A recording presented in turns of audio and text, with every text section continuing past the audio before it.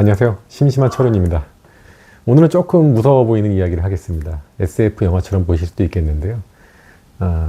사실 20년 뒤, 빠르면 15년 뒤, 10년 뒤에 현실이 될 이야기입니다. 여러분 스타링크는 무엇이라고 생각하시나요? 위성 인터넷으로 알고 계시죠? 맞긴 합니다만 저는 조금 다르게 보는 시각이 있습니다. 스타링크는 단순한 인터넷 사업이 아니라 지구 전체를 하나의 네트워크로 만드는 프로젝트로 보이거든요.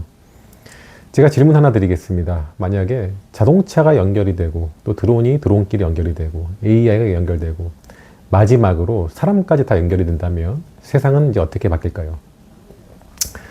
조금 상상을 해볼게요. 자, 2038년이에요.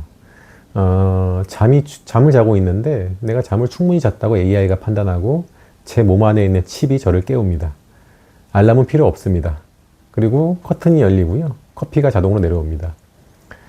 로봇이 아침 식사를 준비해 줍니다. 그래서 오늘 컨디션은 92점이라고 하네요. 혈당도 정상이고 심박수도 좋대요. 어느덧 자동차가 현관 앞에 딱 와 있습니다. 운전은 뭐 제가 하지 않아도 되겠죠. 차는 이미 목적지를 알고 있거든요. 뭐 출근도 필요 없겠죠. AI가 대부분의 일을 합니다. 그런데 이상한 것이 있어요. 오늘 하루 동안 저는 단 한 번도 인터넷에 접속하지 않았습니다. 왜냐하면 제 자체가 인터넷에 연결되어 있기 때문이죠.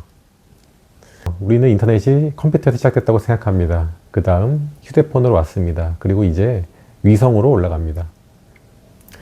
스타링크는 전 세계 어디든 인터넷을 제공하죠. 사막이나 바다, 남극, 비행기나 산소까지 모두 연결돼요. 하지만 여기서 가장 중요한 것은 인터넷을 제공한다는 것이 아닙니다. 모든 기계를 동시에 연결할 수 있다는 것입니다.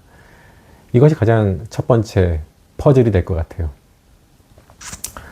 머스크는 자동차 회사를 만든 것이 아니에요. 제가 다른 영상에도 말씀드렸지만 지금 AI 로봇을 만들고 있죠. 테슬라 FSD.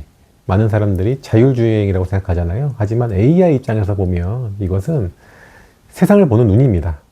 카메라, 레이더, 초음파, 어떤 도로나 사람이나 신호등까지 수십억 킬로미터를 학습하죠. 여러분이 잠자는 동안에도 AI는 계속 운전을 배우고 있습니다. 생각해 보세요. 오늘 한국에서 한 자동차가 위험한 상황을 경험했어요. 그 데이터는 곧바로 AI에게 전달됩니다. 내일 미국 자동차가 같은 실수를 반복하지 않습니다. 자동차가 서로 경험을 공유하고 연결되어 있다는 뜻입니다. 인간보다 더 빠르게요. 그리고 여기서 소름 돋는 질문이 하나 있을 수 있겠죠. 이 AI가 과연 자동차만 운전할까요? 사람도 운전하게 되지 않을까요? 자, 옵티머스 들어보셨죠? 많은 사람들은 장난감처럼 생각할 수 있어요. 하지만 일론 머스크는 자동차보다 더 큰 시장이라고 말하고 있습니다. 왜일까요? 자동차는 하루 2시간 움직이잖아요. 사람은 하루 잠자는 시간 빼면 한 16시간 움직이죠. 자동차 AI가 사람 몸으로 들어오는 순간 로봇이 탄생합니다. 팔, 다리, 손, 눈, 입까지 자동차가 보던 세상을 이번에는 사람처럼 움직이며 배우기 시작합니다. 그리고 또 하나, 모든 로봇은 혼자 배우지 않아요. 전 세계 로봇이 하나의 AI를 공유합니다. 연결돼 있어요. 서울의 로봇이 컵을 집는 방법을 배우면 뉴욕의 로봇도 즉시 알게 됩니다. 도쿄도 파리도. 이 모든 연결 뒤에는 스타링크 같은 네트워크가 있습니다. 여기까지는 이미 많은 사람들이 알고 있습니다. 그런데 머스크는 여기서 멈추지 않았어요. 뉴럴링크. 처음에는 모두가 박수를 쳤죠. 사지마비 환자가 생각만으로 마우스를 움직였습니다. 희망이었어요. 기적이었고요. 그런데 기술은 언제나 같은 길을 걸었습니다. 처음에는 어떤 치료, 그 다음에는 인간의 편리함, 마지막은 어떤 필수인 것들. 휴대폰도 그렇고, 인터넷도 그렇고, 신용카드도 그랬어요. AI도 그럴 것 같습니다.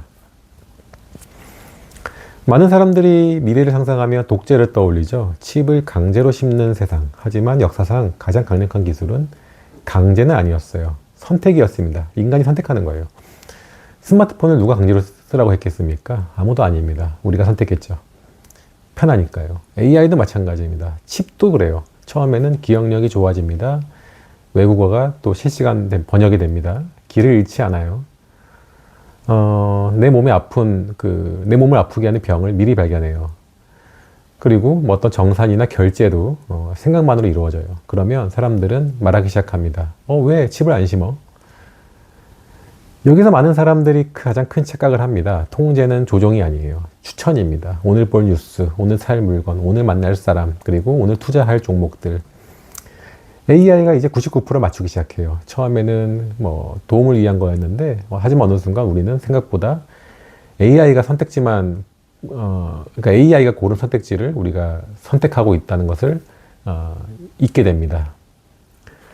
2038년, 10년 후에 당신은 오늘 하루 몇 번이나 스스로 결정을 했겠습니까? 그리고 몇 번이나 AI가 먼저 추천해 줬을까요? 만약 자동차도 로봇도 그리고 사람의 몸도 하나의 네트워크로 연결되어 있다면 인류는 역사상 가장 편리한 시대를 맞이할 수도 있습니다. 동시에 역사상 가장 많은 것을 AI에게 맡기게 되는 시대가 올 것 같아요. 이 영상은 당연히 예언이 아닙니다. 뭐 음모론도 아니죠. 하지만 한번 생각해 볼 질문은 있습니다. 우리는 항상 기술이 우리를 지배할까봐 걱정하잖아요. 그런데 어쩌면 진짜 질문이 이것일 수도 있어요. 기술은 우리를 지배하는가 아니면 우리는 편리함을 선택하는 그 과정에서 스스로 통제권을 AI에게 조금씩 넘기고 있는 건 아닌가. 스타링크라든가 또 테슬라 FSD, 옵티머스, 뉴럴링크. 지금은 서로 다른 회사의 프로젝트처럼 보이잖아요. 하지만 20년 뒤에 돌아보면 우리는 이렇게 말할지도 모르겠습니다. 그 모든 것은 처음부터 하나의 큰 그림이었다.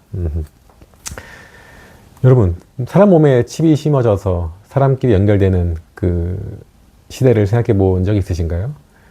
어떠신가요? 그때는 어떤 변화가 일어날까요? 상상하기 어려운 변화가 분명히 일어날 겁니다. 오늘 제가 말한 것들은 굉장히 극히 일부분일 거예요.